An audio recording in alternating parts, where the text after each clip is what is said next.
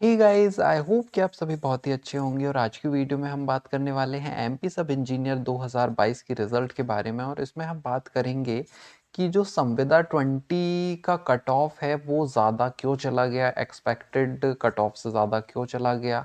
और साथ ही साथ बात करेंगे, कुछ स्टूडेंट्स ने ये सवाल पूछा था कि जो संविदा 20 जो लिखा हुआ था रूल बुक में, तो उनके हिसाब से ये जो है सिर्फ 20% वो जो सीटें थी उसमें से सिर्फ 20% जो है संविदा के लिए रिजर्व थी, बाकी जो है बिना एक्सपीरियंस वाले स्टूडेंट के लिए थी।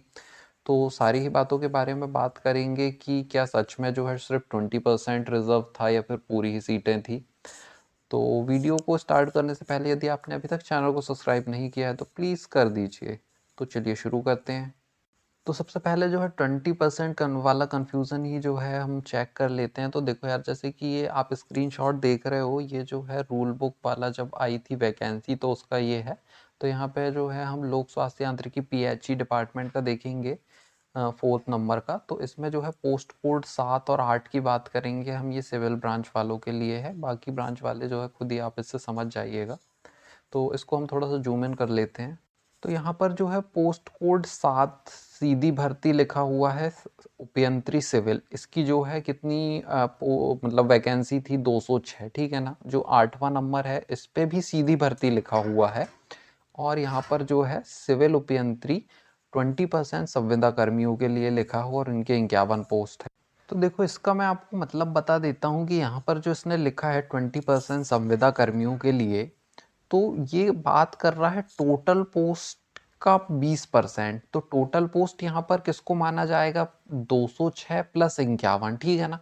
इसको जब आप समेशन करोगे 257 का आप जब निकालोगे 20%, तो वो आपको जो है एग्जैक्ट 51 के आसपास पोस्टें यहाँ पे देखने को मिल जाएगी।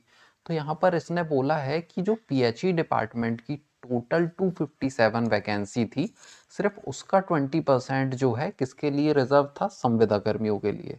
बट क्या है, इसने एक साथ नहीं लिखा, इसने जो है अलग अलग करके बता दिया ताकि स्टूडेंट्स को प्रॉब्लम ना हो कि 7वें नंबर पे जो रेगुलर जो है परमानेंट वाला, उनके लिए बता दिया 7वें नंबर की रो, और 8वें नंबर की जो है सिर्फ जो 20% जो जिनके पास एक्सपीरियंस है उनका बता दिया।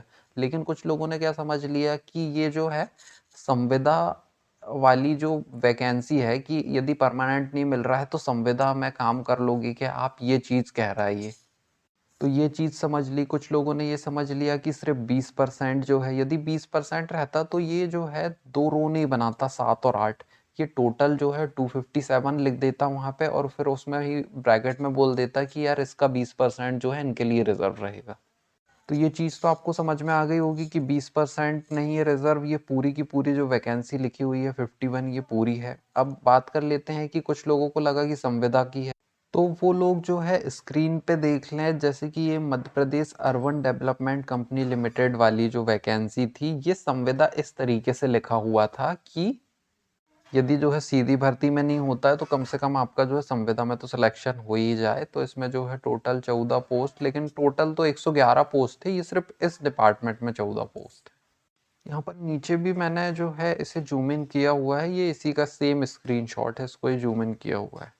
अब बात कर लेते हैं कि संविदा 20 का कट ऑफ क्यों बढ़ा। तो यार देखो, संविदा 20 का जो कट ऑफ इंक्रीज होने का मेन कारण जो हमने अभी बात करी कि कंफ्यूजन में जो है कुछ बच्चों ने नॉन संविदा जो थे, जिनके पास कोई एक्सपीरियंस नहीं था, उन्होंने जो है वहाँ पे संविदा वाले को अप्लाई कर दिया और उनका उसमें सिलेक्शन भी हो गया। क्योंकि तो उनका जो एडमिट कार्ड है या रिजल्ट है उसमें जो है आपको इस तरीके का, नीचे आप जैसे कि देख रहे हो ये 3rd नंबर पे संविदा, यहाँ पे वाई लिखा हुआ है, ठीक है ना। अब ये वाई कुछ बच्चों के उसमें भी लिख के आ गया है जिनके पास एक्सपीरियंस नहीं है, ठीक है। और बाकी जो लोग हैं तो बाकी लोगों के उसमें एन लिखा हुआ है, यहाँ पे एन मतलब नो।